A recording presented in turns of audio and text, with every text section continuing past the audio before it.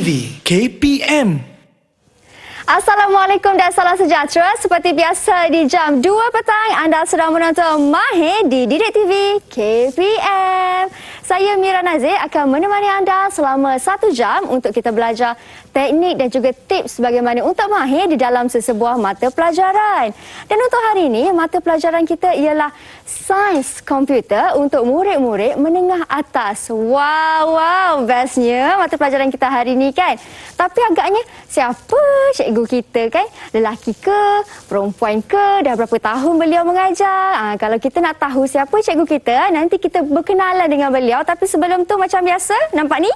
Mira pakai pelitup muka. Ini kerana kita masih lagi belum menang dalam menangani pandemik COVID-19. Oleh itu, kita kena sentiasa ikuti SOP, cuci tangan menggunakan air dan juga sabun. Dan yang paling penting sekali, jangan berada di tempat yang sempit, sesak dan juga jangan sembang dekat-dekat tau. Okey, jom kita berkenalan dengan cikgu kita. Jom kita tengok dulu profil guru.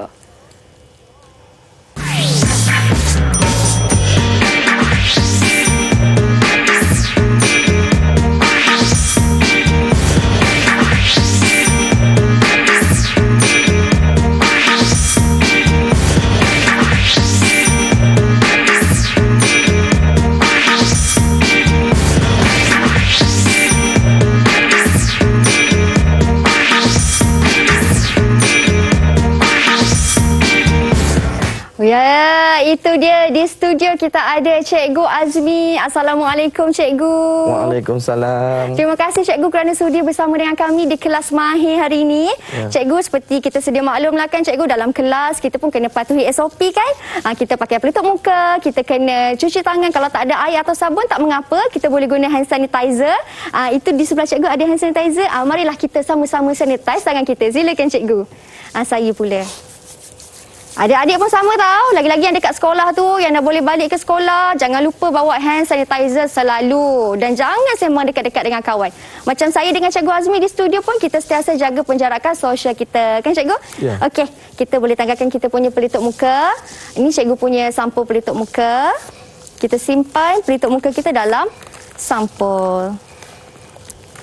Mana saya punya nak buka ni? Okey. Okey, Cikgu dah siap dah? Okey, sudah. Saya pun sudah. Alhamdulillah. Barulah nampak muka cikgu kita ni. Handsome, tampan, bergaya hari ini berbaju merah. Terima kasih, Mira. Sama-sama Cikgu. Cikgu, sebelum kita berkenalan dengan mata pelajaran ini, saya nak berkenalan dulu dengan Cikgu. Mungkin Cikgu boleh perkenalkan tentang latar belakang Cikgu, nama Cikgu, dari sekolah mana dan sudah berapa lama Cikgu mengajar mata pelajaran ini. Silakan. Baik, Assalamualaikum semua. Murid-murid yang berada di rumah. Nama cikgu adalah Muhammad Azmi bin Sulaiman. Sekarang ini cikgu bertugas di Pejabat Pendidikan Daerah Sabak Bernam. Sebelum ni cikgu pernah mengajar di 3 buah sekolah. SMK Datuk Mustafa, SMK Puchong Permai dan yang terakhir SMK Tun Raha. Lama dah cikgu mengajarkan subjek ni adik-adik. Jadi gunakanlah masa ni sebaik mungkin untuk belajar dan juga ambil ilmu dan juga tips daripada Cikgu Azmi. Tapi sebelum tu Cikgu, boleh tak saya nak tahu apa sebenarnya sains komputer tu? Selalu kita dengar sains ni ada biologi, tentang tubuh badan manusia. Ini sains pasal komputer pula. Apa tu Cikgu? Okey, untuk pengetahuan Mira, sains komputer ni adalah nama baru kepada mata pelajaran yang dahulunya kita kenali sebagai TMK. Oh, TMK. TMK saya tahu. Kemudian TMK kita tukar menjadi ICT. Bermula 2017 kita kenali mata pelajaran ini dengan nama baru Sains Komputer. Kalau adik-adik kat rumah nak tahu lebih lanjut tentang mata pelajaran ini, jom kita saksikan VT ini.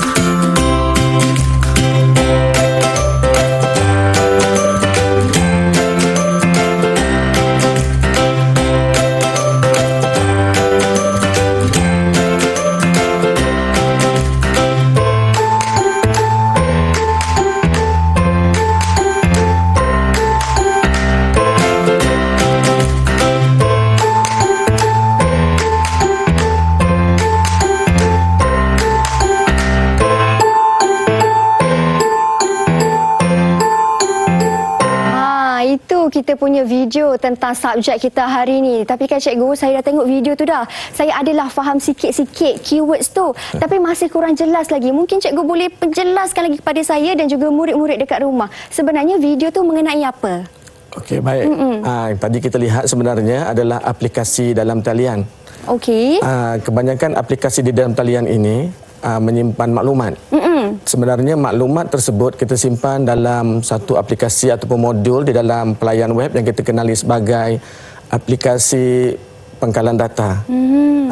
Dikenali juga dengan nama lain iaitu DBMS. DBMS? Ya, Database Management System. Oh, okey. Jadi maksudnya setiap data, apa-apa sahaja data yang kita masukkan dalam website ataupun form online tu semua disimpan dalam satu sistem, macam tu?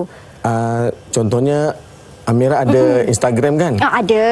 Jadi maklumat peribadi ataupun apa sahaja yang Amira masukkan ke dalam Instagram itu, maklumatnya disimpan oleh pangkalan data. Oh ya ke? Saya ingatkan kalau kita dah masukkan gambar ke dalam Instagram semua tu, kat situ sahajalah.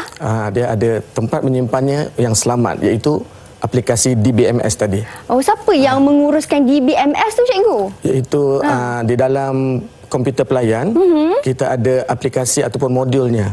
Nanti kita akan saksikan untuk memasang modul tersebut. Oh, itu yang cikgu nak ajar hari ni. Ya. Cara untuk memasang modul, apa tadi? Modul? DBMS. DBMS. Seterusnya macam mana nak menggunakan, memanipulasi dia dan kemudian panggil balik data tu. Panggil balik data? Kita ingatkan kita dah simpan situ, tak ada dah. Panggil balik. Kena panggil balik. Kenapa kena panggil balik, cikgu? Untuk dipaparkan pada kita punya aplikasi web. Paparkan kepada aplikasi web. Untuk dibaca dan ditatap oleh orang yang melayari Instagram ataupun apa-apa aplikasi di dalam talian tersebut. Uish, saya masih kurang faham ni sebenarnya, cikgu. Banyak lagi saya nak tanya cikgu ni. Saya pun tahu cikgu mesti nak terangkan lebih lagi pasal DBMS apa? DBMS dan sebagainya semua tu kan. Saya nampak masih nak tahu lagi ni. Pada hari ini DBMS yang kita akan gunakan ialah MySQL. MySQL ataupun nama baru dia MariaDB. MariaDB. MariaDB. Okey, nak tahu siapakah itu MariaDB, website ke, nama orang ke kan, cikgu? Kita berhenti berehat seketika, kita kembali selepas ini.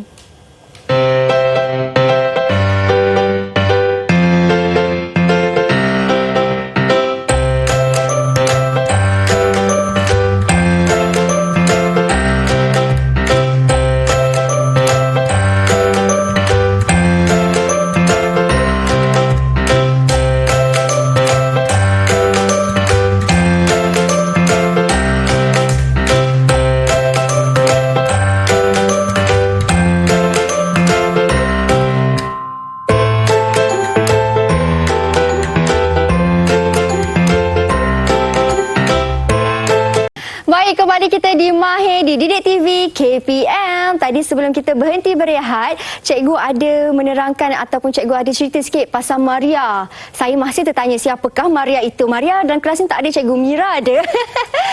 Kalau Maria Mariana tu saya tahu. Okey, cikgu. Tapi sebelum cikgu nak mengajar seterusnya, nak masuk lebih mendalam ni, saya dengar cikgu ada sediakan satu lagi video untuk saya dan juga murid-murid dekat rumah. Jom kita saksikan.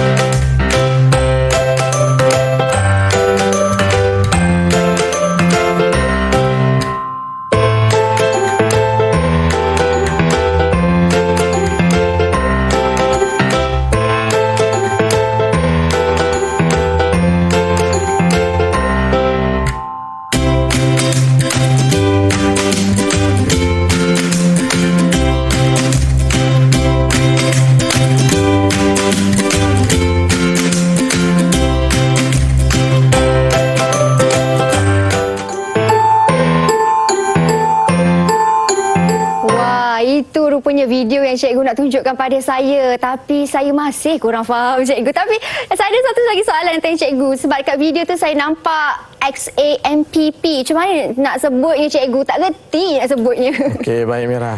Di dalam XAMPP itulah terdapatnya aplikasi penggalan data kita. Oh, cara nak sebutnya XAMPP? Ya, Mira sebut saja XAMPP ataupun ZAM. ZAM. Okey, dalam ZAM tu lah ada Maria. Ya. Mungkin cikgu boleh terangkan lagi tentang ZAM tu. Apa sebenarnya ZAM tu? Okey, ZAM adalah satu aplikasi yang menyimpan beberapa modul yang kita boleh gunakan untuk membangunkan aplikasi dalam talian. Contohnya penggalan data kita yang menggunakan MariaDB, tetapi di dalam ZAM kita masih kenali dia sebagai MySQL. MySQL. Ya. Oh, yang cikgu kata MySQL ataupun MySQL. Yes. Okey. Ya, betul. Silakan cikgu. Cikgu nak tunjukkan bagaimana cara nak memasang ZAM tu. Cara memasang ZAM tadi kita dah lihat dalam video dan juga dia tunjukkan bagaimana nak memulakan ZAM ini ya. Okey, sini cikgu. Sekarang ni kita lihat sama-sama. Ini okey, Mira tengok di sini ialah ZAM Control Panel. Betul. Okey ya. Apabila kita nak memulakannya, tadi di dalam video dah diajar, kita klik pada butang Start. Sini ada dua. Mira klik butang Start yang Apache dan MySQL. Apache dan MySQL. Jadi sekarang ni bila dah start begini, kita dah mula boleh membina penggalan data kita, mulakan dengan membina penggalan data, jadual dan seterusnya, memasukkan data. Memang kena pilih dua itulah cikgu, Apache dengan MySQL tu. Okey. Untuk yang pelajaran pertama ni kita gunakan dua tu sahaja. Okey. Apache itu untuk kita melancarkan kita punya web pelayar web. MySQL tu adalah aplikasi penggalan data kita. Itu adalah DBMS yang kita akan gunakan. Faham? Lepas tu cikgu kena tekan stop tu apa pula? Kalau nanti kita dah tak nak dah siap bekerja, penggalan data kita dah siap data semua, kita nak berhenti baru kita tekan stop. Bila kita tekan stop, kita dah tutup kita punya aplikasi penggalan data ini. Okey, saya nak tengok cikgu macam mana cara nak stop, nak startnya. Okey, Mira klik saja pada butang stop. Dia akan berhenti dan Mira lihat warna hijau pada perkataan Apache dan MySQL tu hilang. Apabila esok ataupun nanti nak mulakan semula, kita start semula. Cikgu boleh besarkan skrin tu tak cikgu? Macam saya... yang ini nanti kita besarkan apabila dah masuk pada coding nanti. Oh, baik cikgu. Okey. Yang ini kita biarkan kecil begitu ya? Okey, lepas tu bila cikgu dah start, dia keluar Apache dan juga MySQL. Baik, untuk kita lihat kita punya antarmuka aplikasi DBMS tersebut, Mira perlu klik pula pada butang yang seterusnya iaitu butang admin. Okey, Mira lihat. Butang admin untuk apa cikgu? Bila Mira klik pada butang admin, dia akan buka satu antarmuka yang dikenali sebagai PHP My Admin. Ini adalah antarmuka untuk kita buat database. Ini adalah contoh-contoh nama database. Ini contoh yang sudah ada. Nanti kita akan buat database yang baru dengan menggunakan arahan SQL. SQL inilah yang kita sebut sebagai SQL tadi. Kalau XAMPP Mira sebut ZAM, SQL boleh sebut SQL. Cikgu, saya nak bertanya, yang di tepi yang cikgu kata memang dah sedia ada itu memang dalam sistem dah ada ataupun masa kita buat? buat? Install tadi dia dah masukkan sebagai contoh. Okey, cikgu nak buat yang baru kan? Ya. Silakan. Sekarang ni, langkah yang seterusnya, kita akan bina satu penggalan data. Okey, yang Mira lihat di atas ini kita panggil sebagai tab ya, tab arahan. Ini untuk membina database. Dan di sebelahnya SQL tu adalah untuk menulis arahan. Okey, pertama kita kena buat database. Kalau Mira lihat, nama database yang ada di sebelah di bawah ni sama dengan yang ada di sebelah sana kan? Betul. Sekarang kita buat yang baru, Mira cuma perlu tulis nama database yang baru.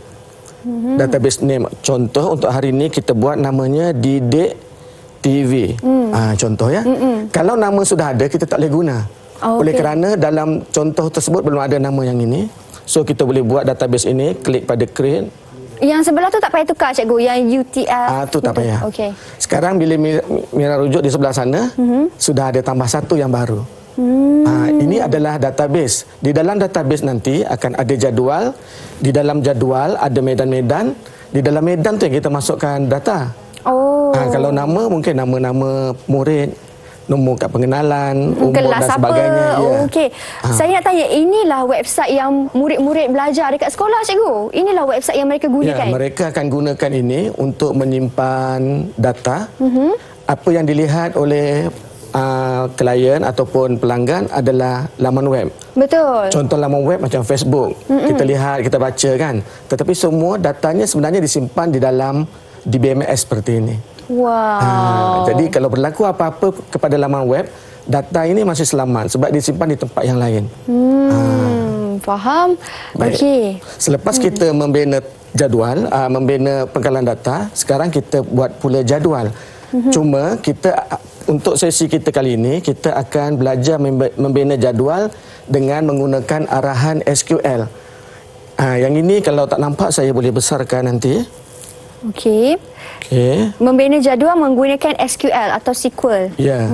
Arahan SQL ni ataupun Structured Query Language adalah satu bahasa untuk mengarahkan pangkalan data ni membina sama ada database ataupun jadual ataupun memasukkan data, memanipulasi data ataupun memanggil semula data tu. Yang memanggil semula itulah yang tertanya-tanya macam mana dipanggil semula. Contoh kalau kita lihat pada laman web kita, contoh kita ada Facebook dan sebagainya, kita mula-mula update kan, itu kita memasukkan data. Okey. Kemudian kita nak baca ataupun orang lain yang melayari kita punya page nak baca, itu panggil. Maksudnya panggil tu, kita panggil mereka audiens di luar untuk baca kita punya post. Yang memanggil tu adalah aplikasi, dipanggil data ni untuk dipaparkan. Saya nak tahu tu, saya nak tahu, cikgu. Kadang-kadang sampai satu masa kita nak edit update kita tu, mungkin entry tu kita nak ubah suai. Itu kita manipulasi pula. Ataupun mungkin kita nak padam, kita boleh hapuskan dan sebagainya. Okey. Kalau yang buat jadual ni? Okey, baik. Sekarang untuk buat jadual, kalau tadi arahannya create database, sekarang kita create table. Kita tulis, kita type macam tu. Okey, oleh kerana dia ni bahasa, jadi kita tulis dia punya sintak dia. Ini kita panggil sintak. Okey, diikuti dengan nama, macam tadi Didik TV itu ada nama pangkalan data. Kalau nama table kita murid, begitulah. Jadi dia akan cipta satu table yang bernama murid. Kemudian diikuti di dalam kurungan tersebut adalah nama ataupun medan-medan di mana kita nak masukkan data nanti. Contoh kita akan masukkan 3 medan. Contoh yang pertama cikgu nak masukkan nombor kad pengenalan. Di dalam SQL ni kalau kita huruf tu panjang kita boleh ringkaskan, tetapi dia dalam satu perkataan. Kita boleh pisahkan nombor dengan KP tu dengan tanda sama ada underscore. Okey. Kita jangan selang pisah begitu, itu dah jadi 2 perkataan kan. Yang ni tak dibenarkan. Jadi maksudnya kalau kita nak ada space, kena gantikan space tu dengan underscore. Ya. Saya ataupun tengok. kita boleh buat begini, mungkin yang pertama tu huruf besar.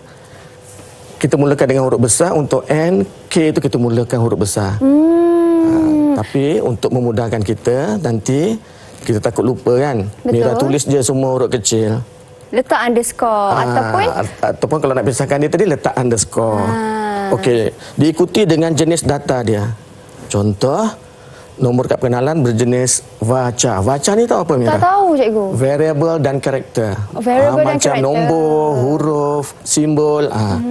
Diikuti dengan had atas dia. Nombor IC kita ada berapa Mira? Alamak, kejap. 12 digit. Ada 12. Nyaris nak sebut 14. Kalau 14 ada tanda palang tu. Ya. Okey, sekarang 12 bermaksud kita boleh masukkan maksima 12. Ini kita panggil had atas. Okey, contoh ini adalah medan yang pertama. Medan yang kedua cikgu nak minta nama.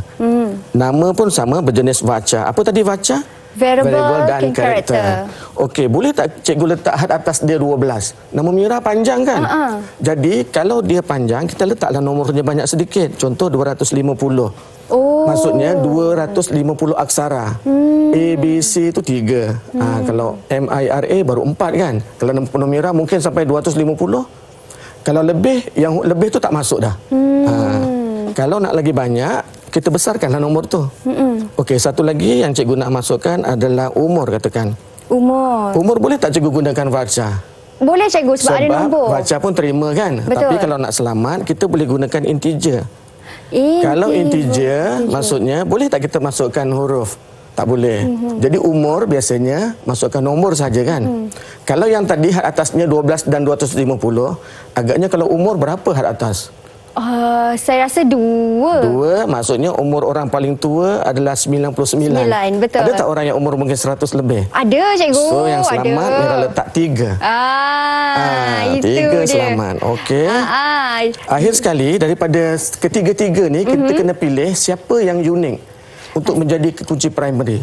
Siapa yang unik? Siapa yang unik adik-adik? Kalau nak tahu siapa yang unik, kita tengok selepas ini sebab kita berhenti berehat seketika, cikgu. Okey, Mira. Kita kembali selepas ini.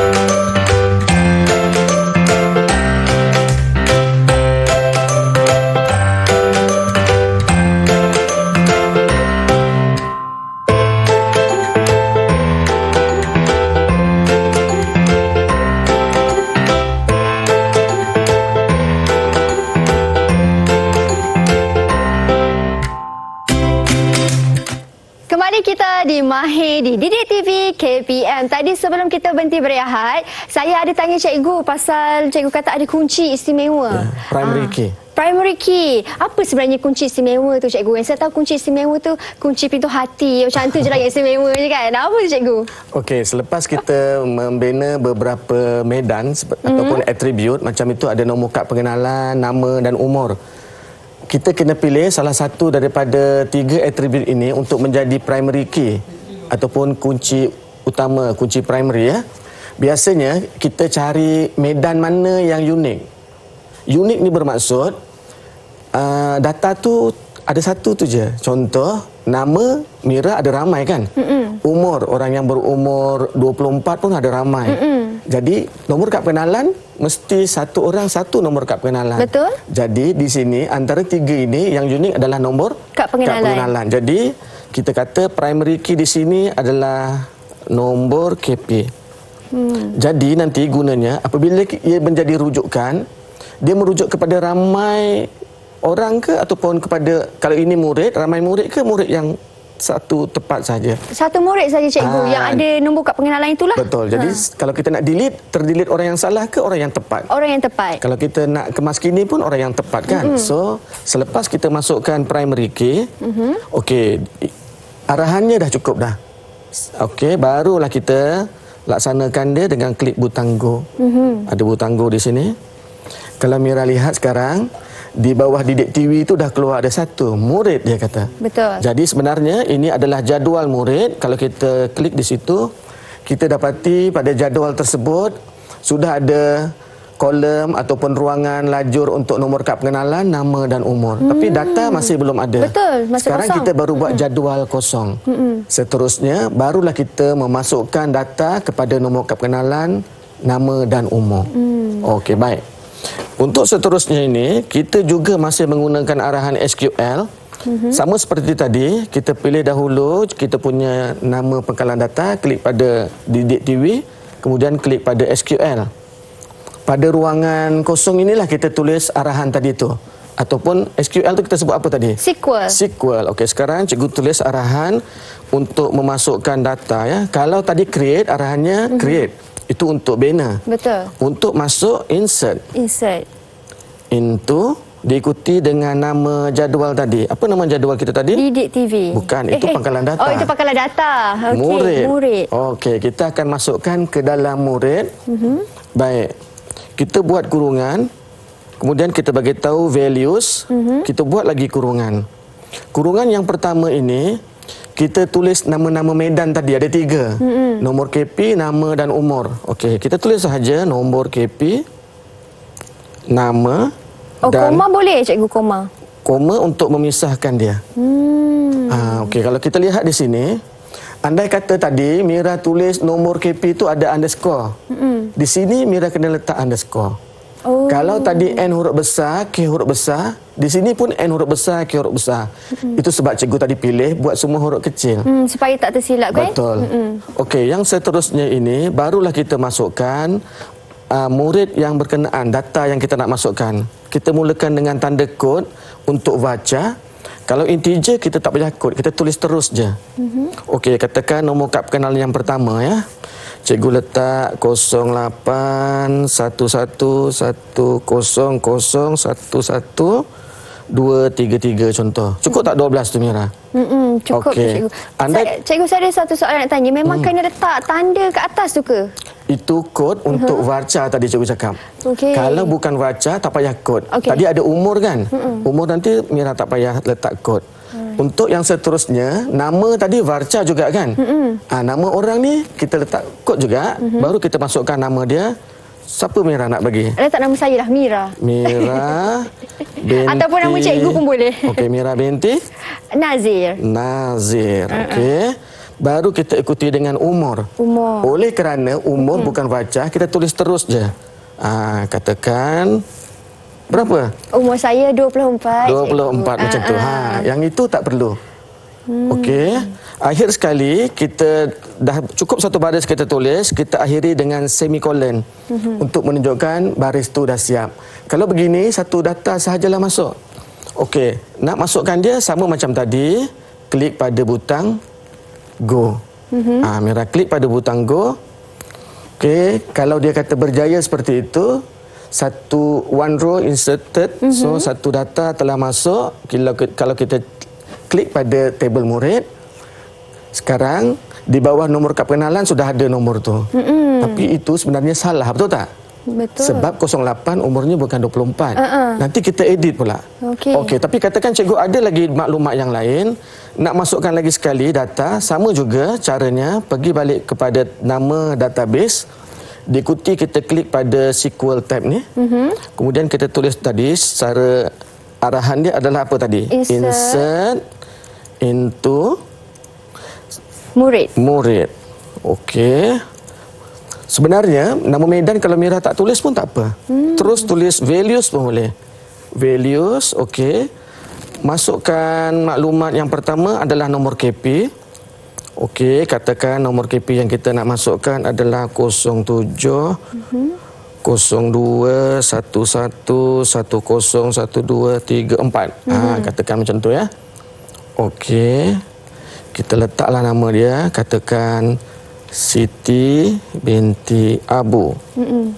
Okey, umur dia katakan 14. Ini perlu kod tak? Nombor tak payah. 14. Kalau tak umur payah. Tak perlu. Sebab dia bukan baca kan. Okey. Sekarang letak semikolon. Kalau Mira lihat, kalau kita salah, contoh cikgu tak letak semikolon, cikgu letak koma. Okey, ada keluar tanda merah pangkah dekat depan tu kan. Itu menunjukkan ada salah pada arahan kita ni. Oh, jadi dia tak boleh nak proses. Ya. Jadi kalau kita salah, kita jangan risau. Ada yang guide kita dekat situ, bantuan dia. Dia letak simbol tu. Okey, katakan ini data yang kedua. Kita klik pada butang go. Dan Mira, kalau kita semak sekarang ni, dah ada dua nama. Okey. Saya nak tanya, kalau ini kena buat satu-satu ataupun boleh je lepas semikolon letak lagi satu baris nama, letak lagi terus? Boleh. Oh, boleh lah. Cuma kena ikut stepnya itu sama. Ya. Faham. Okey. Seterusnya cikgu? Seterusnya, katakan Mira nak buat lagi beberapa orang nak masukkan ramai-ramai. Saya tak kisah, boleh saja cikgu. Okey, baik. Katakan cikgu nak masukkan 2 orang sekali ya. Cikgu nak masukkan 2 orang sekali. Macam Mira, boleh letak 2 orang sekali cikgu? Boleh, 5 orang, 6 orang pun boleh. Arahannya masih sama. Insert into murid. Okey, kemudian kita kata values tadi kan. Okey. Buka kurungan, tutup kurungan. Di dalam ni kita tulislah sama seperti tadi, nama orang yang pertama tu. Katakan Ali, yang pertama nombor kad perkenalan kan. Okey. Okey, kita masukkan nombor kad pengenalan 050505 10 12 1341. Okey, kemudian koma, nama dia Kita letak Fika lah cikgu. Fika ya. Fika. Fika kita letak 2 genap Mira. Okey, Fika binti Samad lah ya. Boleh. Okey, boleh. Okey, katakan kalau 05 ni umur dia 16 kan? Baik, Mira ada lagi yang kedua, letak koma. Dah tak perlu tulis value, buka kurungan, tutup kurungan, Mira tulis lagi. Dia punya nombor kad pengenalan dia 0505 katakan 15 01 4321. Okey. Koma. Baik. Koma, ini lelaki Mira. Okey. Irfan kita letak Irfan. ya. Irfan. Irfan bin apa Mira? Irfan. Bin Ahmad katakan ya. Irfan bin Ahmad, koma. Ini pun sama, umurnya adalah 16 tahun. Muda Irfan dengan Fika. Saya je 24 cikgu. Bila katakan dah cukup, kita dah habis dah arahannya. Kita akhiri dengan tanda semicolon. Okey, kemudian kita klik go. Kalau begini, berapa orang yang akan masuk nanti? 2 orang cikgu. 2 orang ya. Okey, go. Okey, 2 dah masuk. Sekarang ni jumlah murid yang ada, data yang ada di dalam ni 4. Maknanya kalau kita nak masukkan serentak pun boleh banyak. Koma saja. Koma sehingga cukup, kita letak semicolon dan Ulang balik step tu. ulang balik step tu.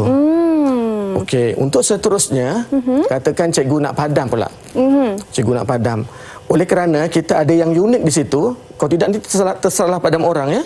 Supaya kita tak salah padam orang, kita kena ambil nombor kad pengenalannya yang betul. Katakan cikgu nak padam Fika ya. Kesian dia baru masuk tadi cikgu. Padam saya lah cikgu sebab saya paling tua dalam tu. Okey, kita padam Mira 0811101123. Jangan salah ya. Okey, arahannya begini Mira. Arahannya ialah okey. Klik pada kita punya database, diikuti dengan SQL ini. Kemudian arahannya ialah delete. Oh, delete. Okey. Kita akan delete. Pastikan ingat tadi nombor kad pengenalannya. Yang saya tadi tu 80. Okey. Delete from murid. Where. Oh, kena ada where cikgu. Supaya dia tak salah ya. Where nombor KP sama dengan apa tadi? 08 1110011233. Okey, diikuti dengan semicolon. Kalau nombor kad pengenalan ini tak wujud, so nanti dia akan keluar arahan suruh betulkanlah. Baik, cikgu akan klik pada butang go. Okey, untuk delete, sebelum dia delete, dia keluarkan message dahulu seperti itu. Do you really want to execute untuk delete tu? Jika betul, kita kata okey. Okey. Dan telah berjaya delete. Oh, dan hilanglah dah. Bila kita semak, Mira dah tidak ada dalam tablet ini. Hilanglah dah Mira. Dah hilang dah Mira. Mira tak boleh lah ada dalam kelas ni cikgu. Kalau Mira dah tak ada, macam mana? Kita berhentilah berehat sebentar cikgu ya. Kita kembali selepas ini.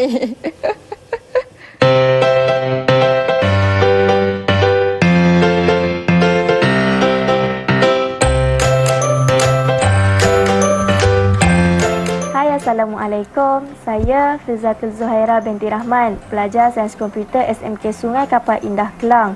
Saya suka mata pelajaran Sains Komputer sebab saya suka menulis kod komputer. Seronok tahu, sepanjang 2 tahun saya belajar Sains Komputer, perkara yang paling saya tak boleh lupa ialah saya dapat membangunkan satu aplikasi sistem tempahan homestay. Rugi tahu adik-adik yang tak ambil Sains Komputer sebagai mata pelajaran elektif. Dah start. Hai, Assalamualaikum. Nama saya Nur Safika binti Abdul Karim. Saya merupakan pelajar Sains Komputer SMK Sungai Kapal Indah, Kelang, Selangor. Saya minat sangat Sains Komputer ni sebab saya suka main komputer. Jadi saya macam suka main game. Saya suka main macam-macam lah, saya suka main dekat dalam komputer. Jadi saya macam nak tahu macam mana diorang buat game tu, macam mana diorang buat sistem ini, sistem itu. Jadi saya cubalah bidang Sains Komputer ni. Jadi pengalaman sepanjang 2 tahun saya belajar Sains Komputer ni, yang paling saya tak boleh lupakan ialah saya dapat mencipta sendiri sistem tempahan homestay saya sendiri. Jadi saya macam, wow, kalau saya boleh, adik-adik mestilah boleh kan? So rugi tahu adik-adik tak ambil Sains Komputer ni. Jadi korang ambil lah, angkat sokong korang dari tak kata. So, cuba. Hai, Assalamualaikum. Saya Nur Azim binti Azizan. Saya pelajar sains komputer daripada SMK Sungai Kapal Indah Kelang. Saya meminati subjek sains komputer ini kerana terdapat banyak perkara yang menyeronokkan. Antara perkara yang menyeronokkan ialah apabila kita membuat sesuatu program itu, akhirnya program itu dapat mengeluarkan output-output yang kita kehendakinya selepas berhempas pulas membetulkan segala ralat yang terdapat dalam program tersebut. 2 tahun pengalaman saya belajar subjek ini, saya ditugaskan untuk membina satu aplikasi yang bernama Sistem Tempahan Homestay. Jadi, rugi tau kalau adik-adik tidak memilih sains komputer ini sebagai subjek yang elektif. So, mari kita ramai-ramai memeriahkan sains komputer ini. Terima kasih. Bye!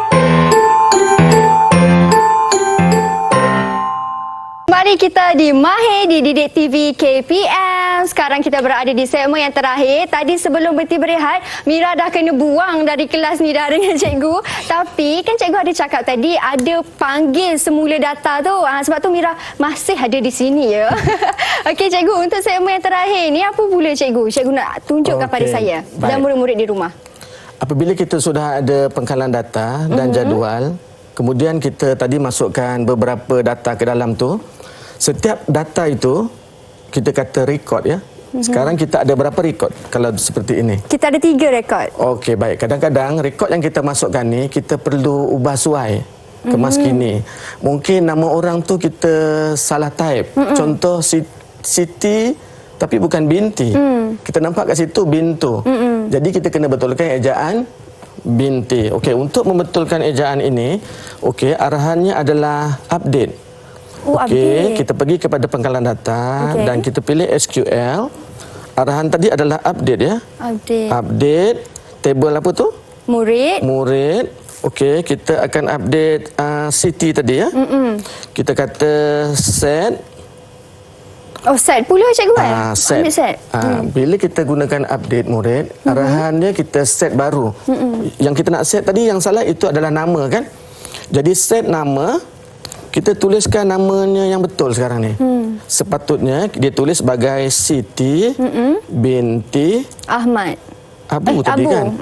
Kita tadi salah eja binti kepada bintu. Okey, supaya dia tepat kita letak where nombor KP sama dengan kita masukkan nombor KP yang kita dah letak kepada Siti tadi. Okey, cikgu dah catat ni 07 02 11 10 1234 ya. Dan arahan kita dah berakhir, kita hujung tu kita letak apa tadi? Mira? Semikolon menunjukkan okey. Betul ya, kita nak jadikan dia sebagai binti ya. Baik. Kemudian seterusnya klik butang go. Okey, proses ini dikenali juga sebagai manipulasi data. Kita manipulasi dia. Okey, sekarang Siti dah betul binti Abu. Cikgu, saya nak tanya, kita tak boleh ke kalau nak edit terus ditekan edit dekat tepi tu cikgu? Boleh. Oh, tapi boleh juga. Kalau Mira klik dekat situ, kita tak belajarlah SQL tu. Oh. Sebenarnya, okey, bagus soalan tu. Katakan cikgu gunakan arahan yang ada di sini. Okey, kita klik pada edit. Cuma kita tak ada gunakan SQL tu. Nanti bila dalam peperiksaan ada soalan tentang SQL, kita dah tak pandai dah. Contohnya sekarang ni kita nak edit apa-apa, kebanyakan aplikasi begini kan. Sebenarnya aplikasi begini adalah kegunaan untuk orang yang tidak belajar sains komputer. Jadi mereka nanti tak tahulah coding tu. So oleh kerana kita belajar sains komputer, so kita jangan gunakan kemudahan yang begini. Kita gunakan tempat untuk kita memasukkan sintek ataupun arahan-arahan SQL. Okey Mira, kalau kita lihat tadi, bila kita paparkan, ini sebenarnya inilah kita kata panggil balik tadi. Data yang kita dah masukkan ke dalam table tu, kita panggil balik. Cuma dia panggil balik ikut susunan yang ada pada jadual, betul tak? Betul. Nombor kad pengenalan, nama, umur. Tapi kadang-kadang kita nak dipaparkan mungkin nama dulu, baru nombor kad pengenalan, baru umur. Okey, kalau begitu ada arahan dia.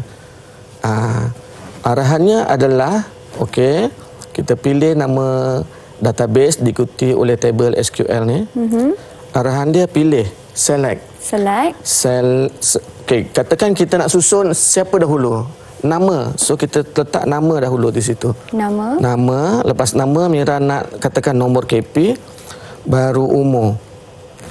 Tapi sebenarnya dalam susunan dia tadi adalah nombor KP dulu. Baru nama dan umur kan. Sekarang cikgu dah terbalikkan. Okey. From nama jadual tadi adalah murid ya. Murid. Okey. Diakhiri dengan tanda semikolon. Kalau begini paparannya dia dah ikut arahan kita. Jadi bila kita panggil dia, data tu dia boleh keluar ikut kehendak kita. Contoh, cikgu nak dia keluar nama dulu, nombor KP, umur. Boleh tak kalau cikgu nak nama dengan umur je? Boleh. So, jangan masukkan nombor KP, betul tak? Hilanglah data tu maksudnya. Mira nak cuba tak? Boleh? Okey. Saya cuba buat. Alamak. Okey, saya cuba Mira buat. cuba, ya. Okey. Okey, datang sini. Okey, cuba Mira. Okey. Saya ke sana, cikgu ke sini ya? Cikgu jauh-jauh sikit. Okey. Okey, cikgu ke depan sini. Okey, Mira Cikgu. tulis. Macam mana tadi cikgu? Select. Select. Okey. Okey. Kita nak nama dan apa tadi? Umur saja. Nama, koma, umur, umur, from. koma lagi. Tak payah dah. Okey, from Table dia. Nama apa? Nama table dia? Murid. Semikolon. tekan semikolon. Oh, tak jadi. Okey. Okey, go. Ada kat bawah butang go. Pergi go. Dekat bawah. Oh, magic. Macam tu. Okey, jadi tak? Kita tekan go. Hilanglah. Hebat. Yang dipaparkan cuma nama dan umur sahaja. Dan umur sahaja. Jadi maksudnya cikgu, nombor KP tu memang terus hilang. Ataupun Bukan ada hilang, ada tersimpan dia lagi. tidak dipaparkan dekat kita punya page Table. web ni. Begitulah kadang-kadang masa kita mendaftar, contoh kita mendaftar